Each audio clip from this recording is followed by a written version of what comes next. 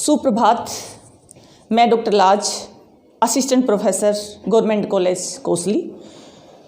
आज का हमारा विषय है हिंदी साहित्य में प्रेरणा बोध। साहित्य में ताकत होती है, शक्ति होती है।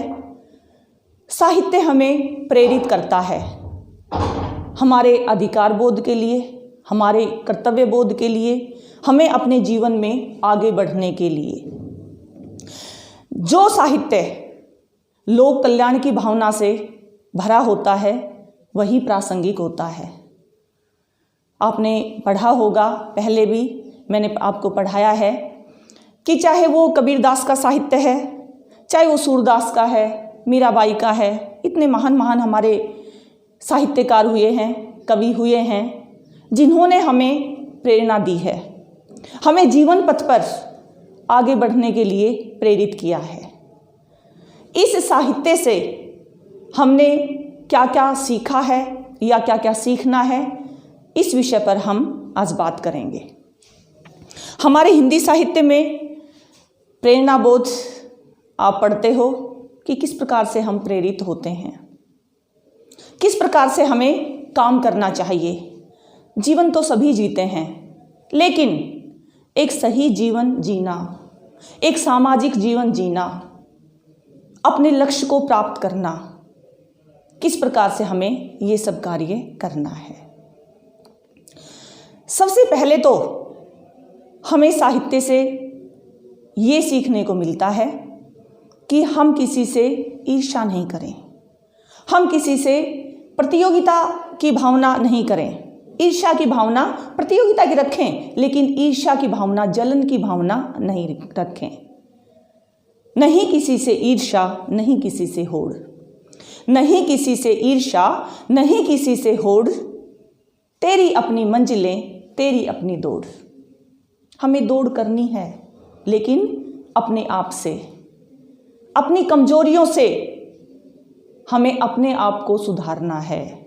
सभी के अंदर एक ताकत होती है और सभी की अपनी कुछ ना कुछ कमजोरी भी होती है। उन कमजोरियों को हमने दूर करना है और अपनी जो ताकत है, जो हमारी शक्ति है, जो हमारा साहस है, उसको हमने पहचानना है और अपने जीवन पथ पर आगे बढ़ना है। देशभक्ति का गुण हमारे अंदर होना चाहिए, राष्ट्रभक्ति हमारे अंदर होनी चाहिए। महान वो होता है जिसकी सोच महान होती है, महान वो होता है जिसकी सोच महान होती है। कायरता का पुरुषों की पहचान होती है। माना घोर अंधेरा है पर रुकने जाना तुम, यहाँ पंखों से नहीं हौसलों से उड़ान होती है। हमारे जो हौसले हैं वो बुलंद होने चाहिए हमेशा। देश के प्रति समर्पण में देखिएगा 4 पंक्तियां। कौन कहता है तुझे अल्लाह या भगवान बन, कि हम इंसान के रूप में काम करें। कौन कहता है तुझे अल्लाह या भगवान बन, शैतानियत को छोड़ दे, मत ना तू शैतान बन, दुश्मनी की आग में जलना भी तू छोड़ दे, ऐ खुदा के बंदे इंसान है इंसान बन। इंसानियत हमारा सबसे बड़ा धर्म है। जाति, धर्म, संप्रदाय सभी को छोड़कर हम इंसानियत के गुण रखें, एक इंसान को सहयोग करें, उसे आगे बढ़ने में उसका साथ दें। यही हमारा सबसे बड़ा धर्म होना चाहिए। हिंदू को मंदिर में राम दिखाई दे, हिंदू को मंदिर में राम दिखाई दे, मुल्ला को मस्जिद में रहमान दिखाई दे, पर मेरा देश जन्नत हो जाएगा उस दिन जब इंसान को इंसान में इंसान दिखाई दे। इंसानियत हमारे अंदर सबसे बड़ी खूबी होती है, और ये अगर हमारे अंदर खूबी नहीं है, हम चाहे कितना भी शिक्षित हो जाएं, कितना भी धन प्राप्त कर लें, कितने भी ऊंचे पद पर हम चले जाएं, उस पद का हमारे लिए कोई महत्व नहीं है अगर हम सच्चे और अच्छे इंसान नहीं हैं। ये हमने कहाँ से सीखा? ये हमने अपने हिंदी साहित्य से सीखा। हम अपने जीवन में आगे बढ़ें, लेकिन घमंड की भावना से दूर रहें, घमंड की भावना से हम बचें। तुझे कोई नहीं मार पाएगा, तुझे कोई नहीं मार पाएगा, तेरा गुरूर ही तुझे खा जाएगा। इस बात को हमेशा याद रखना बंदे कि तू खाली हाथ आया और खाली हाथ जाएगा। हमारे साथ कुछ भी नहीं जाएगा। हम कुछ लेकर यहाँ से नहीं जाएंगे। जैसे आए हैं वैसे ही खाली हाथ हमें इस संसार से विदा होना है। तो जब हमारा जो जीवन है वो क्षण भंगुर है, कभी भी समाप्त हो सकता है, तो हम घमंड किस बात पर करें? घमंड किया जाता है स्थायी पर। जब हम अस्थायी हैं, नश्वर हैं, हमारा जीवन एक पानी के बुलबुले से ज़्यादा नहीं है, न जाने कब वो समाप्त हो जाए। इसलिए हमें घमंड से हमेशा बचना चाहिए। और कभी भी हमें ये नहीं सोचना चाहिए कि हम किसी से कम हैं। हम किसी से कम नहीं हैं। हमेशा ये बात हमारे अंदर होनी चाहिए, I can do, nothing impossible, aim high shoot high. ये कथन हमें बहुत प्रेरित करते हैं। ये जो कथन मैंने आपसे बताए हैं, ये हमें हमारे प्रेरणा बोध को जगाते हैं कि हम किसी से डरे नहीं। अच्छे काम करने से किसी से डरना नहीं है और गलत किसी का सहन नहीं करना है। ये हमें हमारा साहित्य सिखाता है। 2 प्रकार के आपको जिंदगी में लोग मिलेंगे, नकारात्मक और सकारात्मक। नकारात्मक लोगों का जो नज़रिया होता है, जो दृष्टिकोण होता है, वो हर चीज़ में कमी निकालना होता है। और जो सकारात्मक लोग होते हैं, उनका जो नज़रिया होता है वो हर जगह, हर चीज़ में सही सोच रखते हैं। उसमें सकारात्मक दृष्टिकोण से वो उसे देखते हैं, उसे अच्छा समझते हैं। केवल नज़रिए का फ़र्क है। अपना जो नज़रिया है वो हमने सकारात्मक रखना है, सकारात्मक लोगों के साथ ही आगे बढ़ना है। क्योंकि जो नकारात्मक होते हैं वो ना अपने जीवन में कुछ खुद कर पाते हैं और ना ही उनके साथ जो रहते हैं उनको करने देते हैं। इसलिए उनको अनदेखा करो और सही सोच वाले साथियों के साथ आगे बढ़ो। यही हमारे जीवन का उद्देश्य है। यही हमें अपने हिंदी साहित्य से प्रेरणा मिलती है। उसके बाद हम कल्पना शक्ति में विश्वास करें। अवचेतन मन की शक्ति, उसे पहचानें कि हमारे अंदर एक चेतना छुपी हुई है, एक शक्ति छुपी हुई है जिसमें अदम्य साहस है। जो हमारा मन हमेशा चलता रहता है, उस पर विश्वास करें और कल्पना करें कि जो हमने लक्ष्य बनाया है वो पूरा होगा। ऐसे चित्र अपने मन में उपस्थित करें कि जैसे वो हमारा लक्ष्य पूरा हो गया है, हमें बधाइयाँ देने वालों का तांता लगा हुआ है, मीडिया आया हुआ है और हमारा सभी सम्मान कर रहे हैं। ऐसी कल्पना करें, तब देखना कि हमारा जो लक्ष्य है वो हमें कितनी जल्दी मिलता है। और जब हम ये अपने दिमाग में ये बात बैठा लेते हैं कि हमें बहुत कुछ मिलने वाला है, हमें अपने लक्ष्य के बिल्कुल पास हम जा रहे हैं और हमेशा ये हम सोचते रहेंगे, तो हमारी ये सोच पूरे ब्रह्मांड में फैल जाती है और पूरी कायनात उसे पूरा करने के लिए हमारा साथ देती है। हम सभी को साथ लेकर चलें, किसी के भी साथ कोई भेदभाव नहीं रखें। पूरी धरा भी साथ दे तो और बात है, पूरी धरा भी साथ दे तो और बात है, पर तू जरा भी साथ दे तो और बात है। यूं तो एक पांव से भी चल सकते हैं लोग, पर दूसरा भी साथ दे तो और बात है। सभी को साथ लेकर हम चलें, किसी से दुश्मनी ना बांधें।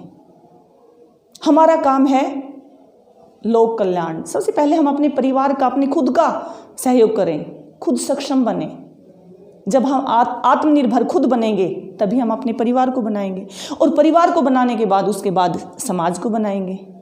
देश हित में, राष्ट्र हित में अपना सहयोग करेंगे।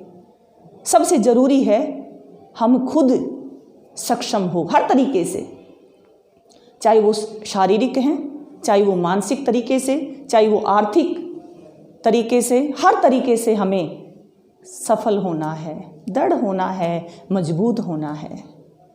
और अगर हमारा दृढ़ संकल्प है तो हमें अपनी मंजिल पर जाने से कोई नहीं रोक सकता। जय और पराजय से क्या होता है?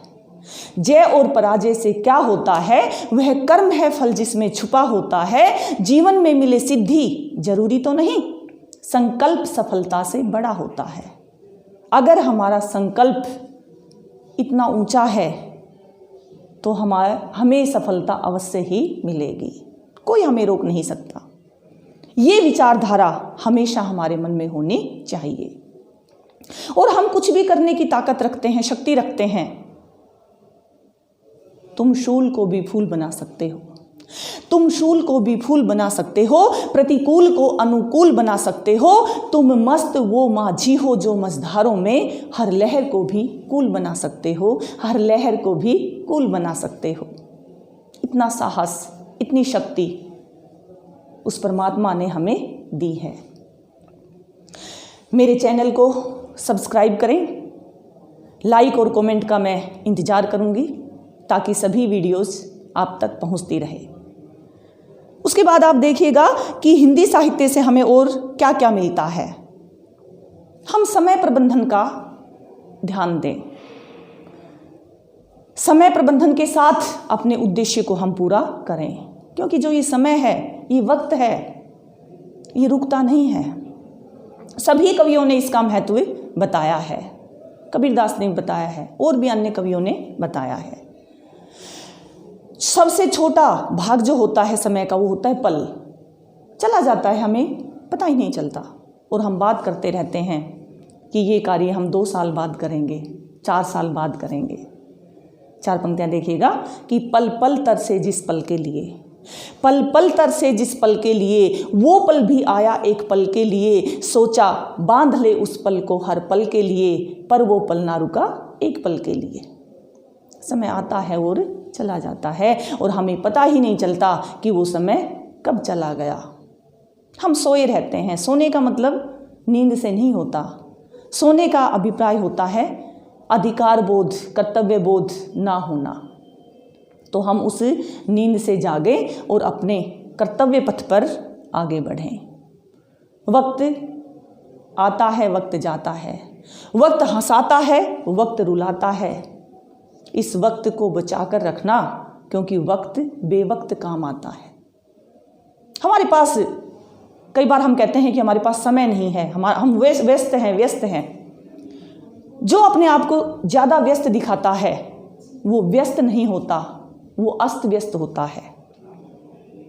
अपने आप को अस्त व्यस्त होने से हम बचाएं, एक व्यवस्थित तरीके से अपना कार्य करें, इसी में हमारी सफलता है।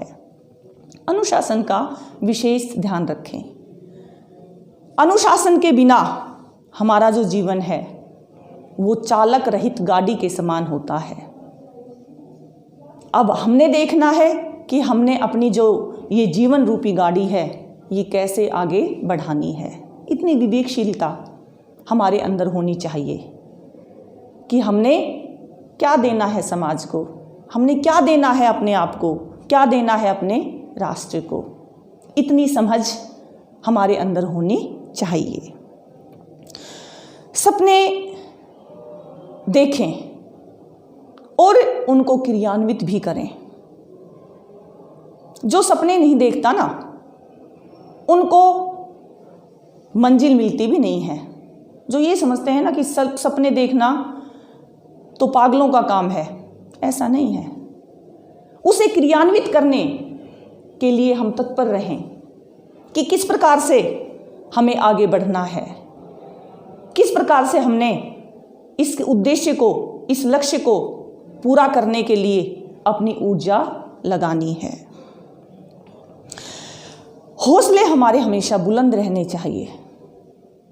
होते हैं जिनके हौसले, मिलते हैं उनको रास्ते। ये जिंदगी नहीं है बुज़दिलों के वास्ते।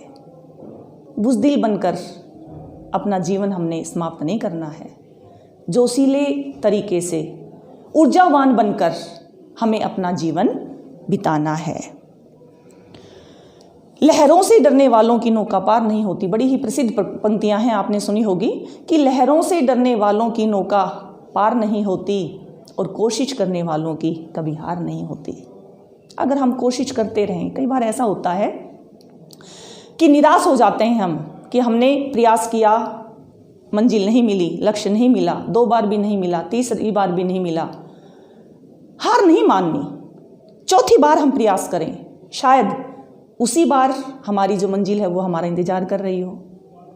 और जब जो कोई छोड़ देता है फिर वो बाद में पश्चाताप की अग्नि में जलता रहता है कि सोचता रहता है कि काश मैं एक प्रयास और कर लेता। तो कभी भी आपने हार नहीं माननी है। मंजिल मिल ही जाएगी भटकते ही सही, मंजिल मिल ही जाएगी भटकते ही सही। गुमराह तो वो है जो घर से निकलते ही नहीं। सुना होगा जो हमारी प्रेरक पंक्तियां हैं। हम घर से निकले तो सही, हम काम करने की शुरुआत तो करें, मंजिल हमारा इंतजार कर रही है। और उसके बाद हमें साहित्य से क्या प्रेरणा मिलती है कि हमें मेहनत करनी चाहिए, मेहनत से मुंह नहीं मोड़ना है और हमारे उद्देश्य की प्राप्ति केवल मेहनत करने से ही होगी। कर्म करो तो फल मिलता है, कर्म करो तो फल मिलता है, आज नहीं तो कल मिलता है। जितना गहरा अधिक हो कुआं उतना मीठा जल मिलता है।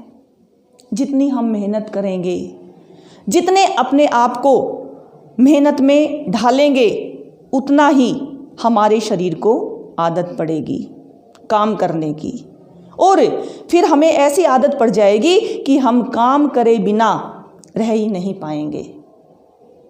ये प्रेरणा हमें मिलती है हमारे हिंदी साहित्य के इतिहास से। हम अपने आप को पुष्ट करें, हम पहले खुद का निर्माण करें, हम अपनी शक्तियों को पहचानें और इसी प्रकार से अपने कर्तव्य पथ पर आगे बढ़ते रहें। इसी के साथ मैं अपनी वाणी को विराम देती हूँ। धन्यवाद।